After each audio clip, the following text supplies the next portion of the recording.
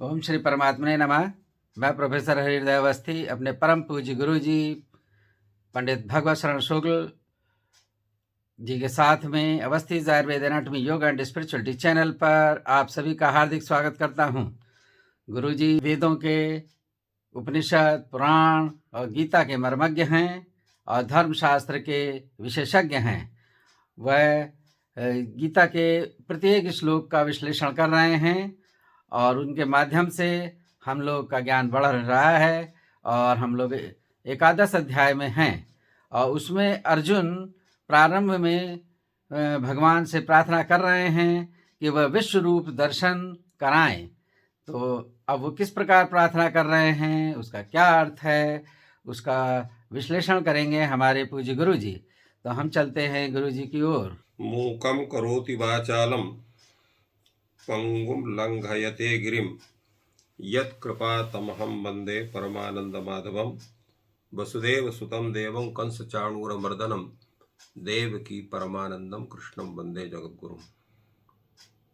इस चैनल से संबद्ध सभी विद्वद्गण, जिज्ञासु छात्रवृंद, सहृदय सज्जनगण एवं इस चैनल के संस्थापक तथा प्रबंधक आचार्य हरिहृदय अवस्थी जी,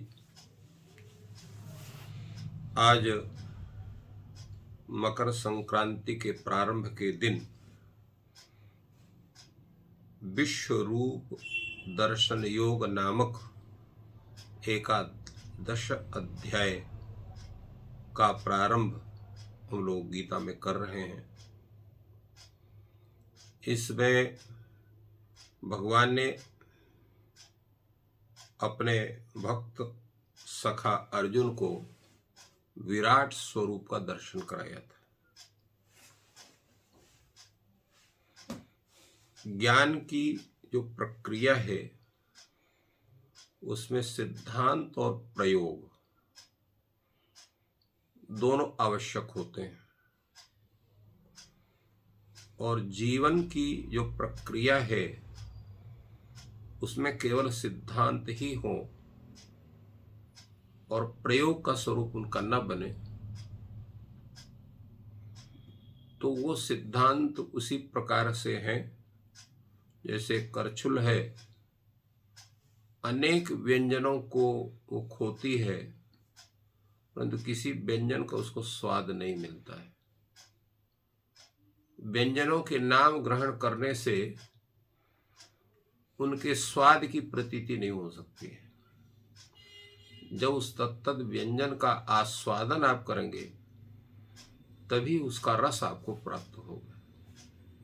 ठीक उसी तरह से जितने भी सिद्धांत हैं, जितने भी जीवन को उदात्त बनाने की कलाएं हैं, उन कलाओं का जब तक हम आश्रय नहीं करते हैं और प्रायोगिक रूप में उसको अपने जीवन शैली में उसको हम धारण नहीं करते हैं तो तब तक उसका फल हमें प्राप्त नहीं हो सकता है। भगवान ने विराट स्वरूप के पूर्व 10वें अध्याय में अपने अनेक विभूतियों का वर्णन किया। उन विभूतियों की जो स्थिति है और संपूर्ण विश्व की जो स्थिति है वो भगवान विराट स्वरूप में स्थित वो दिखाई जाती है। अर्जुन को भगवान ने जितना ज्ञान का उपदेश किया तो उसका जो मोह जो था वो शिथिल होता है,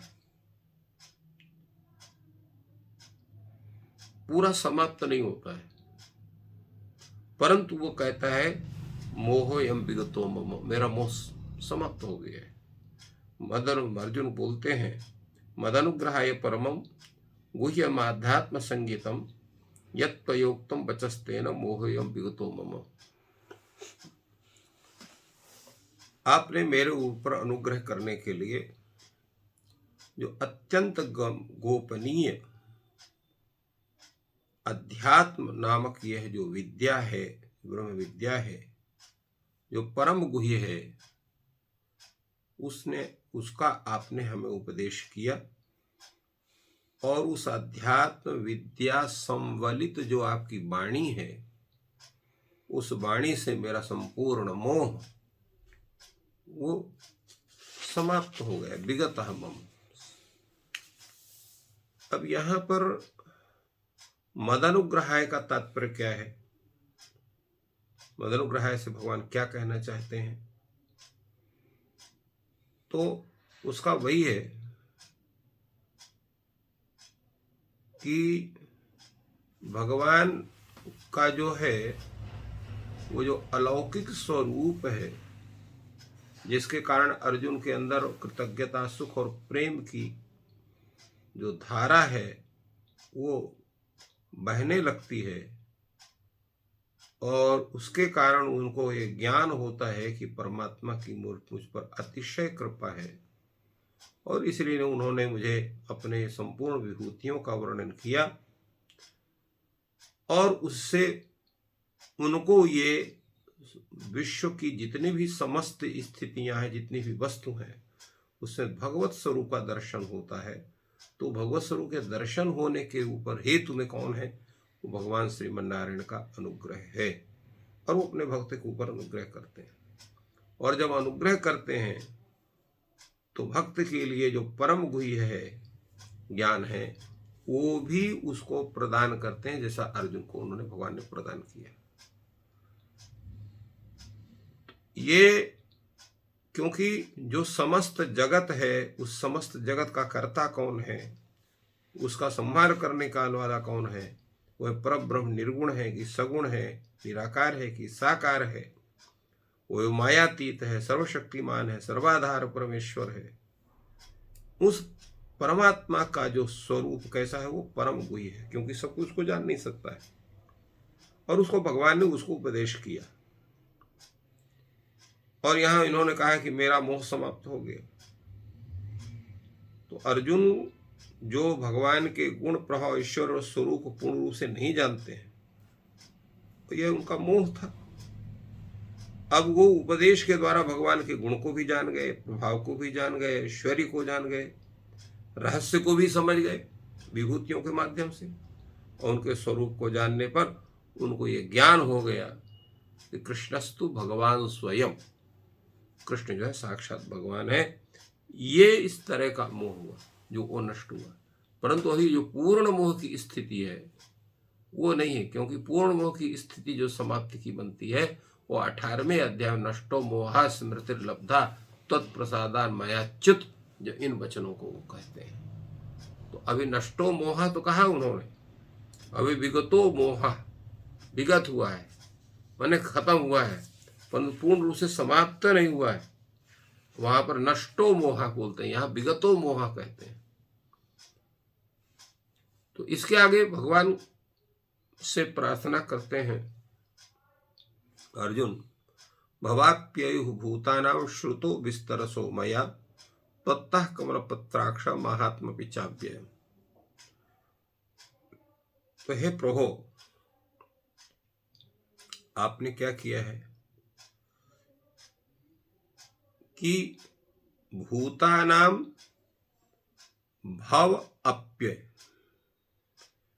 ये संपूर्ण जो भूत हैं उनकी उत्पत्ति कैसे होती है, उनका अप्यय अर्थात प्रलय कैसे होता है।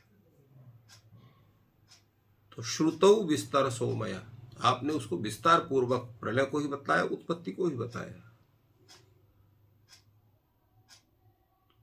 तो ये सभी वस्तुओं को तत्तः कमल प्रत्याक्ष श्रुतो, मैंने सुना उनको, और अव्ययम महात्म पिश्रुतम, और आपका जो अव्यय, अव्यय का अर्थ यहाँ पर अविनाशी है, तो अविनाशी जो आपका महात्म्य है, महिमा है, उस महिमा को भी मैंने सुना है।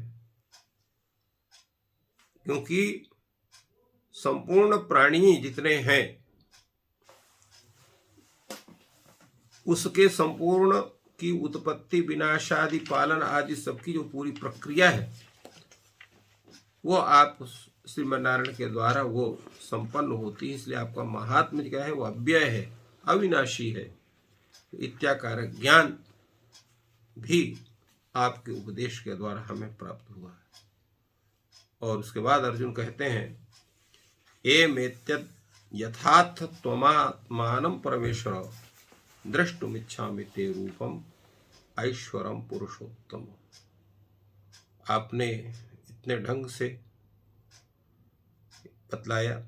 यहाँ पर अर्जुन ने दो संबोधन किया, परमेश्वर के रूप में और पुरुषोत्तम के रूप में। एमेतत् यथार्थत्वम आत्मानं परमेश्वर द्रष्टुमिच्छामि ते रूपम ऐश्वरम पुरुषोत्तम। ये दो विशेषण का तात्पर्य क्या है? परमेश्वर शब्द से जो है संबोधन कर रहे हैं, पुरुषोत्तम शब्द से भी कर रहे हैं।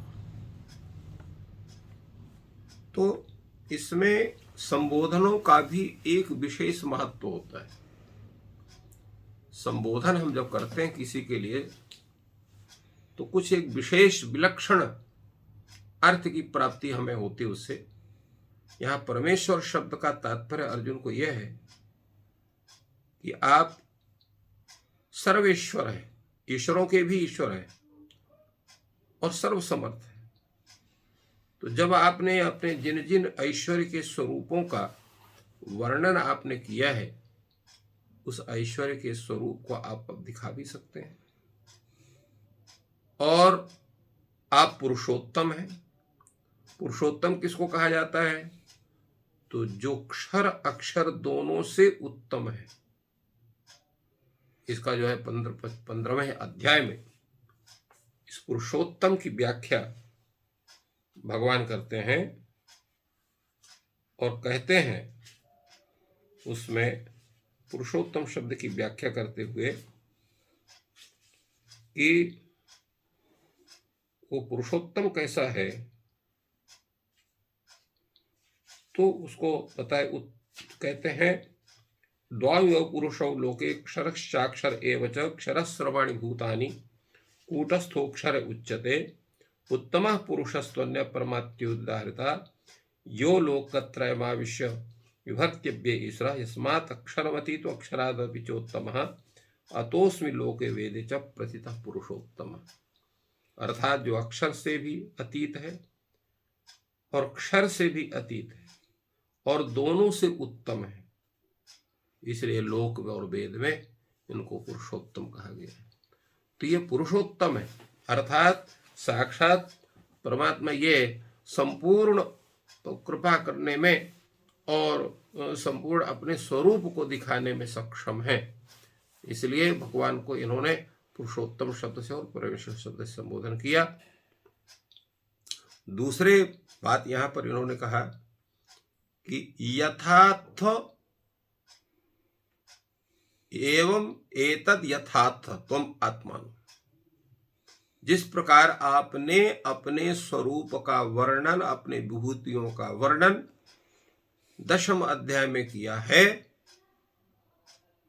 ते ऐश्वरम रूपम द्रष्टुमिच्छामि। मैं आपके उसी रूप का दर्शन करना चाहता हूं कि जो आपका जो ऐश्वर्य रूप है। ऐश्वर्य रूप का मतलब क्या होता है? असीम और अनंत ज्ञान, शक्ति, बल और तेज आदि जो ईश्वरीय गुण हैं वो जिसमें प्रत्यक्ष दिखाई दे।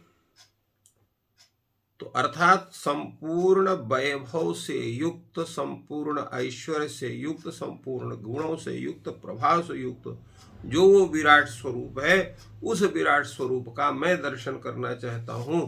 क्यों दर्शन करना चाहता हूं? क्योंकि मैं इसको प्रायोगिक रूप से जानना चाहता हूं कि आपकी जो विभूतियां हैं उन विभूतियों का प्रत्यक्षतः दर्शन कैसे किया जा सकता है। तो इसलिए भगवान से ये प्रार्थना करते हैं और कहते हैं मन से तच्छक्य मया दृष्टुमिति प्रभो योगेश्वर ततो में तुम दर्शयात्मानम अव्ययम्। अब यहाँ पर उस प्रभु की स्वतः भी इच्छा होती है। हम किसी को क्या दिखाना चाहते हैं, किसी को क्या बताना चाहते हैं, और विशेष करके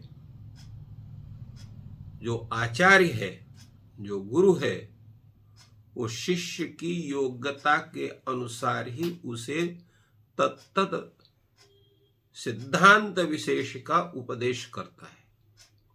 इसलिए सब शिष्यों को सभी विद्याओं का उपदेश करना संभव नहीं है। क्यों? उसकी पात्रता नहीं बनती है। पात्रता का मतलब क्या होता है? आप इस विषय के सुनने के अधिकारी या पात्र हैं या नहीं हैं, इसका मुख्य कारण है प्राप्त विद्या को धारण करना, उसको अभिवृद्धि करना, उचित व्यक्ति को उपदेश करने के साथ साथ सभी प्रकार के दुरुपयोगों से उसको बचाना और उसकी अभिवृद्धि करना, यह है पात्रता का स्वरूप।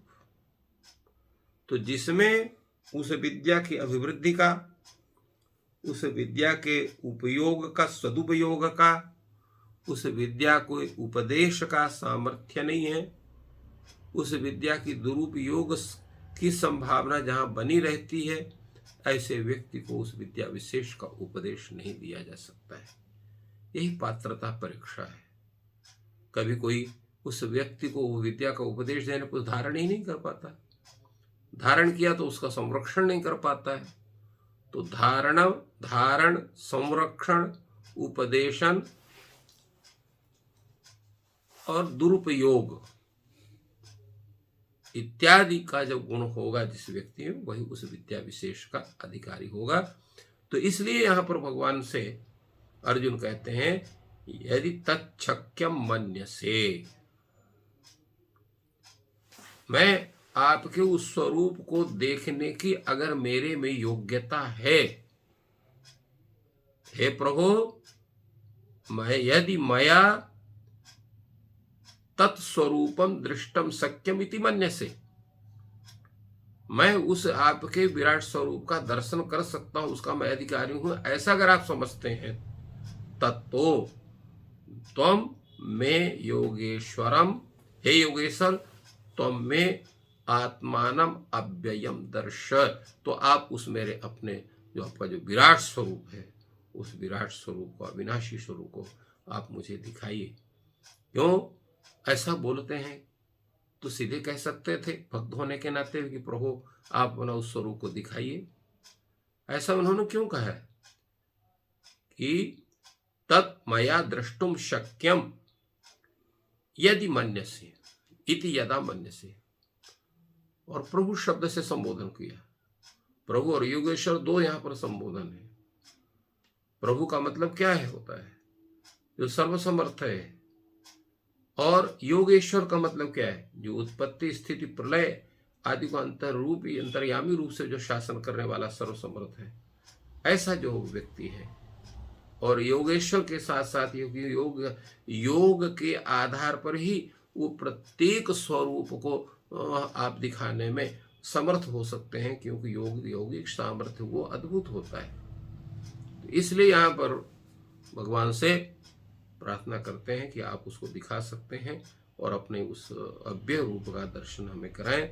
तो इस प्रकार इन पद्यों के माध्यम से अर्जुन की वो प्रार्थना का उल्लेख गीता में हुआ है कि किस प्रकार से वे भगवान के उस अद्भुत स्वरूप का, विराट स्वरूप के दर्शन करने की प्रार्थना करते हैं, और उसमें भी वो भगवान के ऊपर ही छोड़ते हैं कि अगर आप समझते हैं तो दिखाइए। इससे एक संदेश होता है कि ईश्वर से हमको मांगना नहीं चाहिए। अगर हम मांगते हैं तो उनसे कह देना चाहिए, अगर हमको आप उचित समझते हैं, इस विषय का पात्र समझते हैं, तो हमें आप प्रदान करिए। एक विनयशीलता, एक पारंपरिक स्वरूप का दर्शन अर्जुन के इन प्रश्न वाक्यों से हमें होता है। अर्जुन ने जो ईश्वर से प्रार्थना की कि वह अपने योग रूप दर्शन, जो उनका स्वरूप है, विश्व रूप दर्शन, उसको कराएं, और साथ में ये भी उन्होंने कहा कि अगर मेरे में पात्रता हो। तो गुरुजी ने अपनी ज्ञान वर्षा की और उसमें मुख्य बिंदु बताया कि अगर पात्रता है तो पहले तो हमें अपने अंदर पात्रता उत्पन्न करना चाहिए, चाहे वो कोई भी ज्ञान हो। और अगर उल्टा घड़ा है तो उसमें ज्ञान रूपी पानी नहीं जाता, तो अपनी पात्रता यानी कि सीधा घड़ा रखना है, तभी ज्ञान प्राप्त होगा। और आपको अगर ये लाभप्रद लग रहा है तो कृपया चैनल को सब्सक्राइब करें वीडियो को शेयर और लाइक करें। आपका दिन शुभ हो। ईश्वर आपकी सहायता करें। धन्यवाद।